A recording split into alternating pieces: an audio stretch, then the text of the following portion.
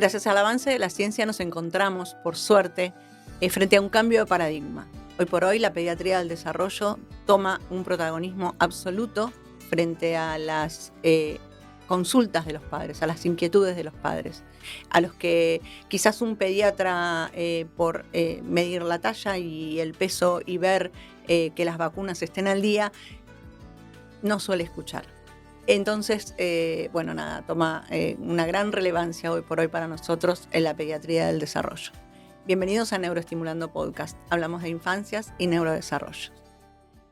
La invitada del día de hoy es la doctora Verónica Videla, especialista en desarrollo. ¿Cómo estás? Hola Marcela, muchas gracias primero por la invitación, encantada de estar acá y de compartir este espacio y de poder brindar a las familias justamente un camino, ¿no? O una respuesta a sus inquietudes y a sus preocupaciones. Bien, es que viste que sucede esto, que a veces es como un mito esto de mamá está ansiosa, mamá quiere que el nene hable y el nene no hable, entonces siempre se dice que no sé, no he escuchado, no he leído ningún paper, no te diga que el varón habla después que las nenas, es como un gran mito ese. Y realmente los padres, las preocupaciones de los padres son absolutamente reales y para mí es lo primero que hay que escuchar porque son quienes más conocen a sus hijos. Contame un poco. Totalmente de acuerdo. Bueno, la idea justamente es generar con esto un cambio también en la mirada del espacio de salud de aquellos que trabajan con niños, en poder escuchar cuáles son las preocupaciones que tienen los padres. En ese sentido, sí, hay mucha bibliografía que justamente avala que cuando un padre o una madre tiene una preocupación, en más de un 80% de los casos tiene razón. Es real. Entonces, es real y hay que descartarlo o por lo menos atender a esa preocupación, ¿no?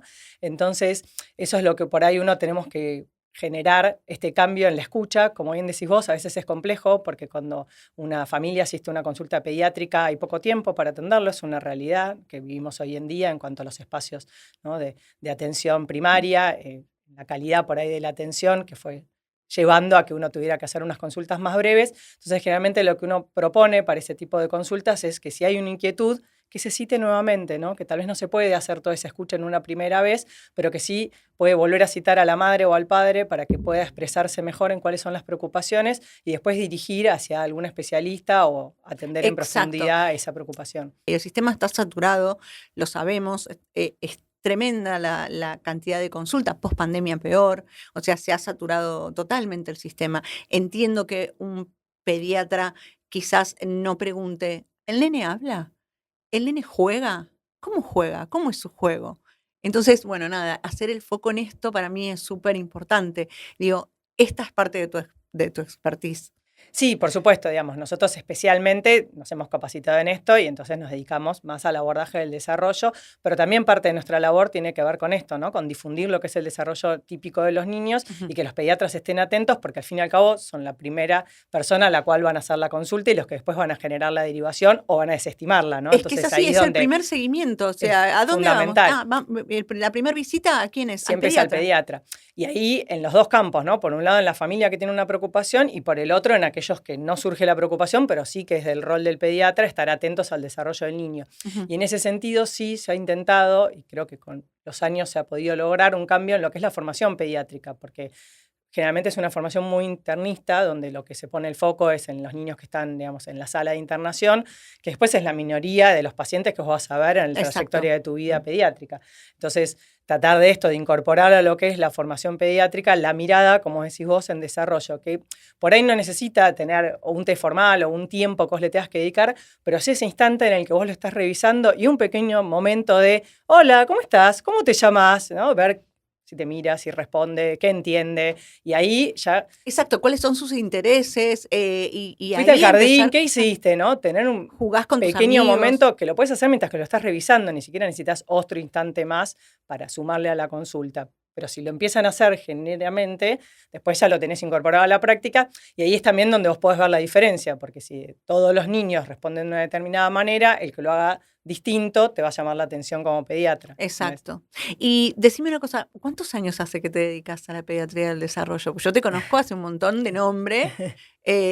¿Cuántos años hace? Bueno, yo en realidad hace bastante terminé la beca de formación en el Hospital Garraham hace varios años ya. Yo primero hice ahí la residencia, que la terminé en el 2005, y después hice varios años de beca de formación. Esta es una especialidad muy incipiente, entonces en el momento en que yo ingresé, de hecho todavía ni siquiera existía como especialidad per se, era unos inicios que se hacían en el Hospital Garrahan, en el sector de clínicas interdisciplinarias, y ahí yo empecé con la primera beca, que después siguió con otra, estuve como 7 años en ese espacio de formación. Y es que no terminas nunca de aprender. Bueno, ¿viste? aparte, ¿qué es eso? Sí, es que, bueno, a mí me pasó como psicóloga también, que cuando escuché por primera vez hablar del cerebro y del desarrollo del cerebro, en ese momento había escuchado una charla, pero en cerebro de adulto, dije, wow, yo tengo que... Y no se hablaba de neurociencias en ese momento, era 18 años atrás. Hoy por hoy, digo, esta mirada integral es absolutamente necesaria. Y es así esto de que digamos, no hay una carrera de especialización, decimos a los estudiantes de medicina, por ejemplo, hoy por hoy, que querrían dedicarse a desarrollo. ¿Qué les podemos decir? Porque no hay, ¿no? Vos me comentabas Bueno, que no hay. en realidad es, como te decía, que es una especialidad que está incipiente, pero Sí. ya tiene una base más formativa, especialmente en lo que tiene que ver con, en 2 ámbitos. En la Ciudad de Buenos Aires estoy hablando, ¿no? Sí. En el Hospital Británico, Sí. donde está la beca de formación en Pediatría del Desarrollo, y en el Hospital Garrahan. Y después también en Neuquén hay una beca de formación. Más allá de que en otros lugares del país hay muchos espacios que se fueron creando de muchos pediatras del desarrollo que volvieron a su lugar de origen, como en Córdoba o en Tucumán, y donde están generando, en Mar del Plata, ¿no? En muchos otros lugares, y justamente lo que tratamos es de nuclearnos y de compartir después la información. Claro, o sea que es un camino bastante largo, ¿no? Y sí, bueno, entre la carrera de medicina, que de por sí es bastante extensa, y después son 4 años de pediatría, y la especialidad son 3 años, así que si uno suma todo, son bastantes. Pero bueno, trae como un montón de recompensa también, ¿no? Sí, aparte que también, mientras que uno se va formando, va generando su propio recorrido, ¿no? Entonces no es que, pero es distinto cuando vos decís en la universidad, bueno, voy a estar 7 años estudiando medicina, se hace como más largo de proyectar, pero una cosa estás en el ambiente de estar atendiendo permanentemente y en un espacio de formación. Bueno, yo disfruto mucho la vida del hospital. No podría no trabajar en un hospital, así como en su momento estaba en el Garrahan y ahora estoy en el Británico.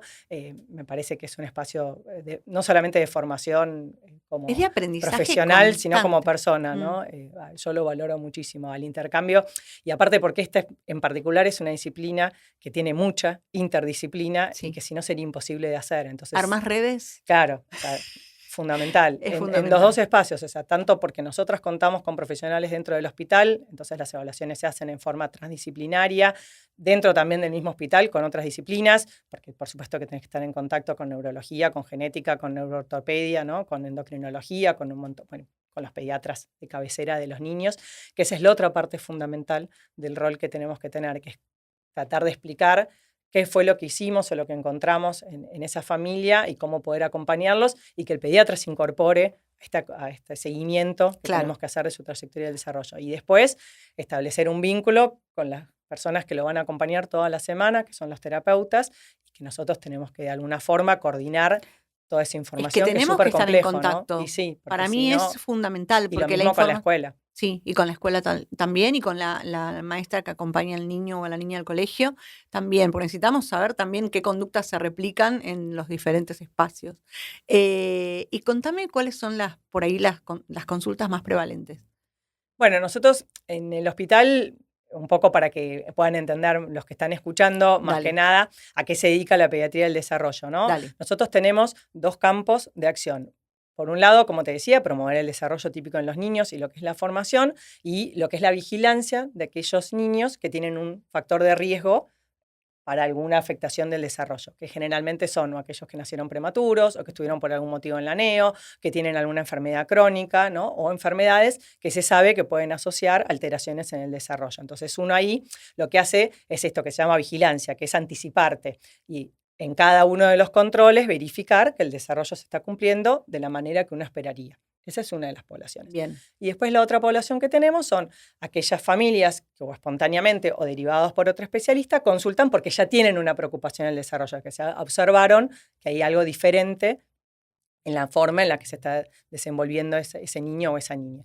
Y ahí lo que hacemos es hacer una evaluación y después el seguimiento de su trayectoria del desarrollo. Perfecto. Entonces, nosotros tenemos desde la población de la primera infancia, donde tal vez los diagnósticos más prevalentes suelen ser o el retraso global del desarrollo, o el trastorno del espectro autista, o los retrasos del lenguaje, las dificultades de conducta, muchos niños por ahí que tienen alteraciones en el procesamiento sensorial, o sea, bueno, va siendo cada vez más específico. Y hay mucha comorbilidad también, ¿no? También, por supuesto, y diagnósticos que se superponen y demás. Y después ya en lo que es más la etapa escolar, aquellos niños que, o bueno, porque continúan con alguna alteración del desarrollo y pasan a ser más grandes y eso afecta diferentes actividades o funciones, y después todo lo que empieza a surgir en la escuela primaria, que tiene que ver con los trastornos más del aprendizaje, los déficits atencionales. Claro, y ahí es como, bueno, vamos a armar realmente una red para poder contener y acompañar ese proceso, ¿no? Se llega a alcanzar, digo, ¿no? La autonomía, se llega a alcanzar el proceso de alfabetización con las terapias adecuadas, con la intervención temprana. Yo soy una ferviente, bueno, trato de difundir esto, ¿no? De que la interconsulta siempre debe hacerse de manera, o sea, lo más temprana posible, porque es la manera que tenemos nosotros para poder agarrar a ese niño a tiempo y bueno, y empezar a trabajar en equipo y darle y brindarle a ese niño todo lo que ese niño necesita. Totalmente, bueno. Siempre el cerebro humano aprende toda la vida, ¿no? Sí. Eso, por suerte, hemos Sí. visto que la neuroplasticidad y demás, y los cambios se pueden generar toda la vida. La diferencia está en cuán fácil te resulta poder hacer un cambio, ¿no? Entonces, cuanto más pequeño es el niño, más neuroplasticidad tiene, más posibilidades de cambio, está desarrollándose, entonces todas esas conexiones que se están armando en el momento, vos las puedes propiciar de una manera mejorada. En cambio, bueno, a medida que es más grande, vas perdiendo un poco ventanas de oportunidad. Por eso es importante el diagnóstico temprano y la intervención oportuna, ¿no? Claro. Cuanto más pequeño es, más tiempo tenés también para generar un cambio. Después siempre va a ir mejorando, porque el chico se va desarrollando y va a Pero seguir es que aprendiendo. Además tienen esto, ¿no? De la neuroplasticidad, tienen como una... Aprenden y aprenden con H también, ¿no? Esto de tomar la bueno, información sí, es como y una esponja que procesarla. absorbe y Sí. absorbe y absorbe información. Entonces, si vos podés lograr esa conjunción tan importante donde tenés a un individuo con sus fortalezas, ¿no? Y sus aspectos para seguir trabajando, y vos podés generar un medio ambiente que lo favorezca y armás una red entre la familia, la escuela y los terapeutas en función de lo que necesite ese niño. Y decime una cosa, porque más allá de todo, no hay que quitar de contexto una situación que nos tocó pasar. Yo lo vengo repitiendo hace varios episodios, pero bueno, la pandemia cambió todo, realmente. No solo que saturó el sistema, sino que además las consultas son otras. Y hay consultas de niños que no han adquirido lenguaje expresivo por ahí con 4 años, 5 años. Digo, ¿te ha cambiado a vos la consulta?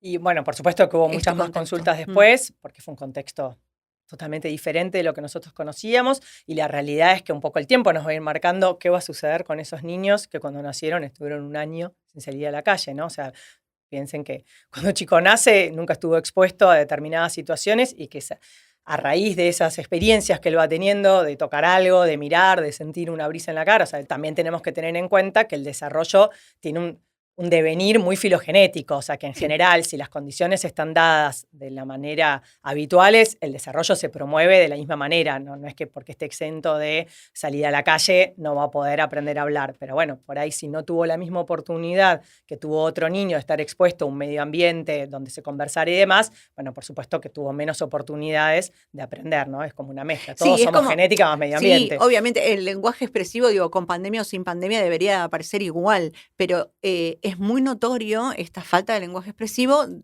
post pandemia y post uso de pantallas. Bueno, eso está demostrado. Y sí, el está uso de las demostrado. pantallas como afecta. Y además, la vez pasada en consulta me sucedió, que bueno, que esto es, yo lo cuento como anécdota, pero la verdad es que me parece gravísimo. Me consulta una mamá y me cuenta muy alegremente que había recibido para un gordo de 1 año y 8 meses, que todavía iba en carro, había recibido como regalo un soporte para poner una tablet para ir viendo. No, en la calle. O sea, el carro que va por la calle. En el cochecito. El cochecito. Un soporte para poder ponerle la tablet. Digo, ¿y el mundo? La conexión con el mundo. Todo lo que se pierde, porque el cerebro necesita conectar con el mundo, con el sentir el viento en la cara, ver un árbol cómo se mueve y procesar esa información. Digo, ¿cómo está atravesado ahora todo por la tecnología trajo cosas muy buenas, pero en los peques, muy peques, me parece que hay una edad en donde no se le debe permitir el uso de pantallas, ¿verdad? Es así, o sea, como toda herramienta, depende del uso que vos le des, si es favorecedor o es negativo Mm, el efecto que va a tener, ¿no? Ya sabemos que tiene un montón de ventajas el uso de la tecnología, el tema es cómo las terminas usando y en qué exacto. población. En ese sentido es otra de las funciones que tenemos que tener nosotros los pediatras, que es enseñarle a las familias de qué manera tienen que usar los dispositivos electrónicos y cuál es la mejor forma de favorecer su desarrollo. Y en eso está absolutamente determinado que en menores de 2 años debe haber cero Cero, pantallas. Y miro a cero. la cámara a Sí, propósito para poder difundir esto, porque sí. yo de verdad pienso que si las familias supieran que eso puede conllevar Lo un riesgo, nocivo. no lo harían más. O sea, Mm. nadie va a elegir darle a su hijo algo que sabe que le puede generar un daño. Entonces, tiene que ver con la falta de conocimiento y bueno, y con lo ubicuo que es hoy en día la tecnología, ¿no? El celular, las tablets, la televisión, o sea, hay tanto disponible. Sí, pero además a nosotros, a los adultos, nos tiene ansiosos el teléfono celular. O sea, es una cuestión de yo ya lo tengo silenciado, pero porque además adhiero fácilmente a distractores. Entonces, lo tengo silenciado porque me genera muchísima ansiedad recibir una notificación y no poder responder. Digo, ¿qué pasa con este cerebro que está en desarrollo y que está constantemente con este deslizar del dedo y la respuesta automática e inminente, que después termina siendo cero tolerancia a la frustración, cero tolerancia a los tiempos de espera, ¿no?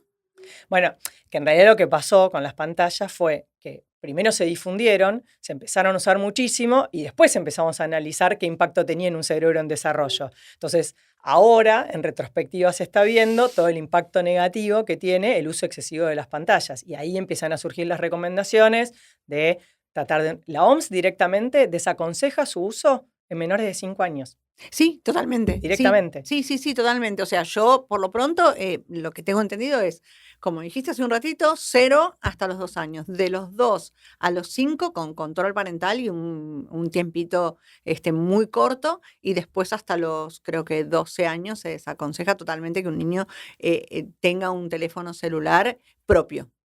Sí, hay todas reglas, por supuesto, al respecto. Más de 2 horas por día no debería de ser en ninguna edad, siempre con control de los padres. Esa es otra de las cosas que uno tiene que incorporar a la consulta, que es decirle, mira, así como cuando vos lo cuidás, te fijás qué come, cómo se viste, a qué hora se va a dormir, bueno, qué mira, también es parte de lo que vos tenés que Tal hacer, cual. Ujú. ¿entendés? Porque no es lo mismo, como decís vos, estar viendo en YouTube y pasando todo el tiempo que estar viendo un video educativo de una aplicación que esté pensada para un niño o un video o un dibujito animado, es totalmente Sí, es que hay diferente un el montón de contenido. dibujitos que por ahí generan también que el nene pueda empezar a hablar. No sé, hay un montón. Hay algunos que son muy conocidos, que no los vamos a nombrar ahora, pero que te dicen que la ola sale a pasear y entonces, bueno, el nene va así acercándose un poco a las letras o va acercándose a los sonidos, a los fonemas, a los morfemas. Pero, viste, esto de mirar por mirar y la recompensa como el que el cerebro necesita, pero esto genera como una hormona, ¿no? Sí, secreta dopamina, Sí, que es lo que te da placer, y sí, después lo seguís necesitando. claro. Entonces, Por eso es esa adicción. claro. Hay que desaconsejarlo totalmente. Pero bueno, a veces el ritmo de vida que llevamos también es complejo, ¿no? Porque, Totalmente. Bueno, también ahí uno tiene que hacer como un análisis, porque no es tan sencillo como decir, bueno, no lo hagan más y listo, ¿no? Uno tiene que aprender a conocer a la familia, saber por qué necesitan que utilice el celular o el teléfono, la pantalla durante tanto tiempo, ¿no? ¿Qué es lo que está pasando? Si es porque trabajan mucho y entonces no tienen otra forma de cuidar al hijo, si al niño también le resulta difícil jugar solo o organizarse si no está con una pantalla, ¿no? Dar un consejo así al aire después hace que las familias no lo puedan llevar adelante. Entonces, claro, tenés que profundizar un poco más porque no todos los niños tampoco pasan 5 o 6 horas frente a una pantalla sin tener otra inquietud de ir a buscar otra cosa para jugar. Y más cuando son tan chiquititos. El chico claro. ve una hoja que se mueve y se levanta y se va a buscarla, ¿entendés? Entonces, ¿qué pasa con ese chico que no tuvo ese interés o esa motivación de ir a buscar otra cosa y quedó fijado en una pantalla durante 6 horas? Y por el otro Claro. lado, bueno, ¿por qué no se pudo buscar otra forma de consolarlo. Generalmente los chicos que tienen mucho uso de pantalla son aquellos que les cuesta mucho regular su conducta, ¿no? Que son más difíciles y que es la manera que los padres encontraron de poder. El chupete electrónico. Es así, Sí. pero bueno, entonces tenés que ver cómo haces para modificar eso, porque si no lo único que vas a lograr es que se frustren y que después no lo puedan mantener en el tiempo, ¿entendés? Ujú.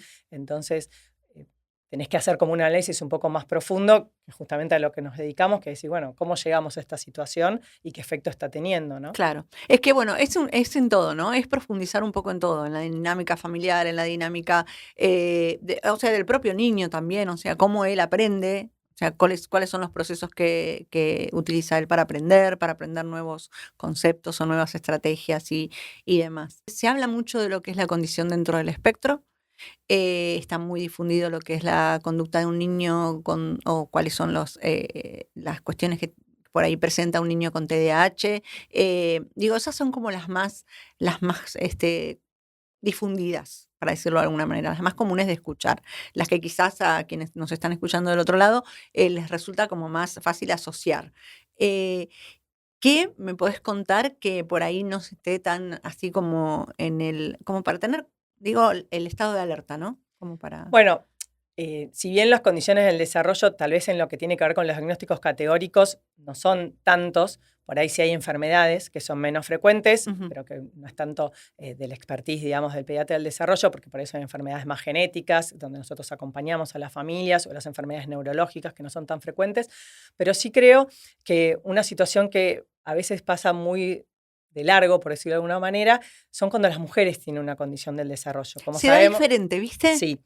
Primero porque la prevalencia es mayor en varones, Sí. entonces ya estamos como más alertas. Y después porque las mujeres dentro de una misma condición tienen características distintas. Entonces, como bien decías vos, por ejemplo, las mujeres que tienen una condición dentro del espectro del autismo son muy distintas de un varón. Y entonces, primero, a veces ni lo piensan como una alternativa, como un diagnóstico posible. Entonces ya se pierde la oportunidad de hacer las evaluaciones pertinentes. Y después, como las mujeres tendemos a tener mucha más por ahí noción de cómo disimular lo que nos está pasando y ser socialmente más aceptadas o estar de alguna manera disimulando lo que estamos en ese momento procesando por dentro, ellas toman estas situaciones sociales para poder estar en distintos ambientes, pero en realidad la dificultad sigue estando presente, ¿no? Sí, hasta que hacen algún tipo de explosión, ¿verdad? Claro, y ahí, por eso en las mujeres el diagnóstico suele ser mucho más tardío. Es mucho más tardío. Sí, Sí, es más, ahora se está viendo diagnósticos en mujeres personas de adultas. 30 años, Tal cual. 32 años. Entonces, creo que en ese sentido, por ahí empezar a pensar esto, ¿no? Que las mujeres también pueden tener una condición del ¿Y cómo es desarrollo. la característica diferente a la del varón? Más allá de esto que estabas diciendo recién, de que quizás las mujeres solemos disimular un poco más lo que nos pasa. ¿Cuál otra característica se da diferente en el varón que en el Mira, varón? generalmente las mujeres no suelen tener por ahí tanta afectación del lenguaje. Ujú. Los varones suelen traer aparejado, digamos, un retraso en la adquisición del lenguaje, por ahí las mujeres no. El uso de gestos está más preservado, que es otra de las cosas que uno mira en la primera infancia, donde los niños por ahí tienen pocos recursos de comunicación no verbal, como tiene que ver con el contacto visual, las expresiones faciales y los gestos, y en cambio las niñas pueden llegar a preservar esos aspectos. Entonces, por eso se empieza como a pensar que la comunicación es más efectiva, pero después, cuando uno entra más en profundidad, ya lo que tiene que ver con una conversación, ¿no? Con sostener el interés de parte del otro y sobre todo en lo que tiene que ver con los vínculos sociales con pares. Ahí es donde empieza a haber mayores desafíos que, bueno, que tiene que ver justamente con los síntomas nucleares, ¿no? Claro, Eso tal cual. suele estar presente, pero no es tan evidente como en el varón, que por ahí tiende a ser más aislado o más disruptivo en la conducta. Las mujeres no tienen esta conducta tan disruptiva, entonces no emerge. Y pasa mucho también con las mujeres con déficit atencional. Presente. Bueno, yo no sé cómo fue tu historia. No, la realidad es que yo creo que soy funcional. O sea, ya a esta altura de mi vida creo que ya soy funcional así. Pero sí sé que es tremendo el déficit atencional que tengo. Y hago por ahí hiperfoco en algunas circunstancias o situaciones determinadas y de golpe es como o sea, estás anulando a la persona que estás escuchando. Es horrible, ¿eh? Pero bueno, yo creo que ya a esta altura soy funcional y además trabajo con niños con desafíos, o sea, no puedo, digo, no haberme adaptado a esta circunstancia y trabajar de manera efectiva, sino me tendría que dedicar a otra cosa, pero realmente se da muchísimo. Y me parece que también el tema de la ansiedad. ¿No? O sea, la ansiedad viene aparejada, o sea, no se sabe a veces si es digamos, como primer diagnóstico el déficit o si viene secundario un cuadro de ansiedad. Sí, bueno, como hablábamos antes, que hay mucha comorbilidad Sí, y después es el impacto que uno va teniendo en el funcionamiento diario, como bien decías vos, ¿no? En las mujeres, como no suelen por ahí ser tan hiperactivas, pasa que en la etapa escolar no se detecta esta dificultad atencional o de vuelta no se piensa como una alternativa porque el varón, porque es más disruptivo, porque se para, porque molesta en clase y demás, es al primero al que mandan llamar a la familia y dicen, claro. bueno, veamos qué hay que hacer para poder ayudarlo porque no están funcionando bien en el ámbito de la escuela. En cambio, la mujer no suele tener esas cuestiones así tan externalizantes y entonces pasa desapercibida y tal vez después de más grande empieza a notar que, bueno, esto que en realidad sí le estaba costando o que estaba poniendo un montón de esfuerzo personal Un esfuerzo, en suplir. un esfuerzo enorme, Es sí, así, realmente es un esfuerzo ¿entendés? enorme para poder hacer no sé, un ida y vuelta, digo, y que ese ida y vuelta no me termine llevando a otro plano. Por eso, en realidad, lo importante, más allá de los nombres, que por supuesto son relevantes para poder saber cuál es el tratamiento más apropiado, cómo Sí, seguir la trayectoria de ese niño, de esa familia, ¿no? Y poder buscar bibliografía y acompañar. Después está lo que tiene que ver con el funcionamiento y qué impacto está teniendo esa condición en esa persona y en su entorno, que pueden ser totalmente diferentes, ¿sí? Por eso nosotros hablamos de lo que tiene que ver con un diagnóstico funcional, que justamente es a lo que se dedica, digamos, la pediatría del desarrollo, y esto viene en crecimiento con todo lo que se hace mundialmente. Que, por suerte. sí, por suerte, porque es súper importante, Sí, porque la realidad es que si yo traigo acá 10 niños con diversos diagnósticos, funcionan totalmente distintos, ¿sí? Y el total. diagnóstico es el mismo, Ujú. porque más allá de que la palabra espectro, que creo que eso sí está más difundido, de que tiene que ver justamente con que hay una amplia variabilidad en la sintomatología, y en la edad, esa es la otra cosa. No es Sí, lo mismo tener una condición de desarrollo a los 3 años que a los 18, ¿sí? O a claro. los 12. Entonces, pero después, lo más importante es que, y este es nuestro trabajo, es decir, bueno, ese niño, ¿cuáles son sus fortalezas? ¿Qué es lo que yo tengo que potenciar? ¿Cuáles son las áreas en las que ahora tiene un desafío? Y esas áreas, ¿qué impacto tienen en las actividades y en su participación? ¿Y qué barreras tiene en su vida diaria que hacen que él no pueda participar de esas actividades? Porque a veces no tiene que ver con que él no lo puede hacer, sino con la barrera que tiene el entorno Claro, para que él lo pueda hacer, ¿sí? claro. Entonces, ese es el trabajo de la pediatría del desarrollo, de pensar en un individuo que está dentro de una familia, inserto en una comunidad, en una escuela, en una sociedad, en un montón de aspectos donde vos puedes ir trabajando desde lo micro hasta lo macro para que eso funcione de una manera mejor y que justamente disminuyas el impacto funcional que está teniendo. Claro, tal cual. Y decime una cosa, un poco para concluir. ¿Qué le dirías a los papás que están teniendo dudas, que no se animan, que no saben dónde buscar una pediatra del desarrollo, un pediatra del desarrollo? ¿Qué consejo le darías? Bueno, lo primero es que atiendan a sus dudas, que más allá, digamos, de que puedan generar algún choque la primera vez que consultan y demás, si ustedes tienen una inquietud, deben de profundizar en esa inquietud. La primera respuesta sería ir a su pediatra de cabecera, que ojalá que los pueda acompañar y que los pueda escuchar en qué es lo que les está preocupando, en si realmente hay que avanzar o no. Puede ser que, bueno, que no sea necesario o que sí. Y a raíz de eso, también otra cosa que uno puede hacer es consultar en otros ambientes. Esto es algo en lo que nosotros siempre nos tratamos de nutrir con información de Sí. otros espacios, Mm. ¿no? Que es, ¿qué está pasando en el jardín de infantes? Eso es un hallazgo, digamos, que podemos tener permanente, decir, bueno, él va todos los días al jardín con otros niños que deberían de hacer las mismas cosas, le pasa, no le pasa, hablar con las docentes, ¿no? Incursionar un poco en qué es lo que está Sí, sucediendo en ese ambiente. Y bueno, y a partir de ahí ir viendo qué especialista puede llegar a verlos. Ojalá que cada vez se difunda más esta especialidad y que todas las familias puedan tener acceso a lo que es una consulta, pero por ahí no todos necesitan específicamente ir a algo tan desarrollado como puede ser un hospital de tercer nivel, como son el Garraham o el Hospital Británico, pero sí que pueden hacerlo con su pediatra de cabecera y en función de eso ir viendo, bueno, necesito o no profundizar, puedo esperar un poco más, porque los chicos también se están desarrollando y puede haber un poco más de tiempo, pero traten de encontrar al menos una respuesta. Y después lo otro que me parece que puede ayudar mucho es buscar información que sea apropiada. Ojo con la búsqueda en las la redes. búsqueda en Google es tremenda. Sí, porque la realidad googleé lo que me estabas diciendo. Es tremendo, porque no sabes quién lo escribió, qué base científica tiene lo que estás leyendo. Es terrible. Yo puedo escribir astrofísica en Google.